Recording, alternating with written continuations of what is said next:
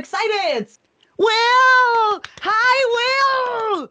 What's up? What's cracking? How are you? What's going on? Burning up here in Florida. It's like 9,000 degrees and Oh, yeah. Here too. 800% humidity, and but it's Oh. good. Yeah, you'll be here. You'll be here in November, October. Yeah. Yeah, and I'm looking forward. I saw we have one show that is an open air, like an outdoor venue. Yes, in Camden, New Jersey. The It's at the hell? amphitheater we played at before. So we're gonna play Camden, New Jersey outside in I November? I thought that was odd too, but you know, I, yeah. I saw the same thing. I'm like, wait a minute, that's outside, and that's going to be Right? November in New Jersey. It's like, but it doesn't really get like typically it doesn't get like super cold up there until late like December. So yeah, no, But it'll be hey, cool. It'll be an adventure, man. We can look cool because you can wear jackets and stuff like that. So Will, my dear friend and my lovely bandmate, you agreed to join the 3 minutes with. Thank you so much for doing this. I did. This is how it goes. I present to you 4 options. You pick one. And then as soon as you pick the option, we're going to have 3 minutes sharp. The timer will start. And we have 3 minutes to discuss the topic you pick. All right? Okay. Your options are charade band names, favorite recipes, Mad Libs, or 1 out of 50 cards. What do you pick? I'm gonna go for recipes for 50, Bob. Of course you do. So, as I know that you are the typical super barbecue Floridian super chef and also half Italian, of course, man, you are in charge for cooking and barbecuing when we and the band gather. Well, let me tell you, I just now made some pizza dough. I'm making pizzas tonight. It's got arrived for 8 hours. So just some Italiano Neapolitan style pizzeria. There's this one day I want to talk to you about. So, remember when we've been in Canada? Mm-hmm. I sat at the kitchen counter and I was doing some emails and stuff, and you got up in the morning and you said, "Good morning, Jen," and then you went outside and you came back with a giant bowl of like branches, and then you went to the fridge and poured some beer on top of these branches, and I looked at you as like, what? It's like 8 o'clock in the morning or something like that. Early. What the hell is he doing? So explain that to me. What was that? So we were in Canada writing for the new record, and I believe you and Amy had gone to the grocery store, and we were like finished putting together the room to play and write whatever. And Amy, we talked about the menu, and I said, okay, I'll make a pork butt one night. So we made a barbecued pork butt because there was a grill there, and it was a gas grill. So typically you don't think, okay, you can pull something like that off with a gas grill because you need a smoker. However, we were in the Canadian woods, and what's a big, very famous tree in Canada, which I know, is maple trees. And maple wood is really good for barbecue. I'm an outdoorsy guy, you know what I mean? Nice.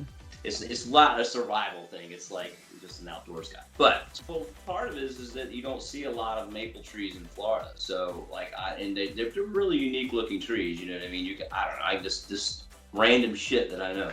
But I can tell you what wood's not good for barbecuing, and I had a friend of mine that was convinced that it was, and I felt like we were eating poison.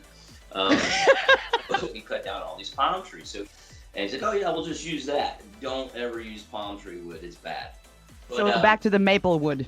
So the maple wood, I knew that there was maple wood out there, so I just went around to the trees and started shredding wood and grabbing sticks. So when I came in the morning, what I was doing was I was soaking the wood in beer because it helps it smoke.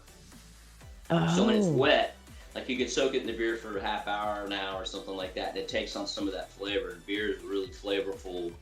It emits a really good flavor profile for pretty much any kind of meat, I mean, I gotta give it to you. Like that evening, that dinner was just fantastic. One of the best dinners of my life, really. Will, you're a chef. Thank you. I appreciate that. That's my nickname, man. Grill Hunt. Grill. You didn't know that? No. But because it's on a gas grill, you don't really have a way to make smoke. But what you can do is we're talking about a big gas grill that had 3 burners on it. Right, And when right. you cook a pork butt, or the same recipe for a brisket, a beef brisket, anything is tough like that. So you basically, you're going to cook it off of the fire. So what I did was I just lit the left side of that grill and put the meat all the way over on the right side. So it's indirect heat. Oh, I see. And you want to maintain the temperature of your grill at anywhere from like 215 to 225 Fahrenheit, not Celsius. Otherwise, that meat would be like. And it's going to take a long time. But the reason I did that was because when I took those sticks and anything I peeled off, any of that wood, what you do is you drain it out of the beer, right? And then you put it in foil.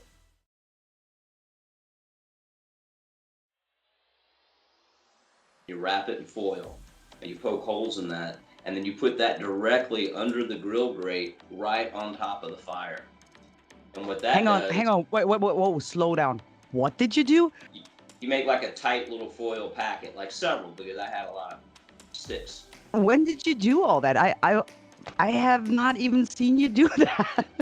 That was, because while the beer was soaking and I was getting the grill up to temperature. We're way over 3 minutes, but this is so interesting right now. Okay, keep going. So it's basically when you that's kind of how you do. You put your wood chips in, you get them ready to go, and then you get the grill going, and then you take that pork butt and you slather it with a bunch of mustard, yellow mustard, and that cooks off. You're not even going to taste that. And what happens is the reason you do that is because whatever kind of rub, so whatever kind of spice blend you're using, it gives it something to stick to the meat, because you want to really cover the whole thing of the meat, like cover it. Wow, so many details I had no clue about. Oh my goodness. Yeah. Okay.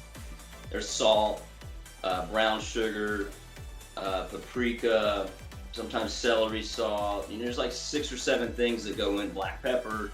Right. You just cover this piece of meat, brisket, pork butt, whatever, with this, right? Right. So then what happens is, this is also very important. Before you throw the meat on the grill, and remember on the cool side, you want to make sure that you put those chips and those packets on that fire. Right. It's going to take them about 10, 15 minutes to start smoking. Mm-hmm. And the meat takes in the most flavor when it's cold. Okay. So you want that to start smoking first. And then, this is key, you're going to cook it on that cool side. Just don't touch it. Just maintain the temperature in the grill until it gets to 160 degrees Fahrenheit. Because the target temperature to finish this, and that's a pork butt, a brisket, whatever, is 203 degrees. Did you say 203? Correct. That's the magic number. It's called a Texas crutch. So you pull the meat off, you wrap it really tightly in foil, and then you throw it back on. And then that's what's going to help it break that stall. And then it'll start to go up, over the course of, depending on what size piece of meat you got, it goes up over the next couple hours. Wait, do I put it back on the hot side or on the cool side? On the hot side, right? On the cool side. Still on the cool side? Do, if you want to at this point, because at that point it's already kind of gotten in most of the flavor it's going to get from like the wood and all that stuff, you can finish it in your oven. Just wrap it really tightly, turn your oven on to 225, slide it in there, and it also makes your house smell good. Smells like a Nashville barbecue joint, man. Well, that's all the time we have. And have a great day and kick ass as you always do, buddy. I love you and I miss you. Bye. Bye. Jesus Christ! I have to cut that shit down to 3 minutes. Ugh.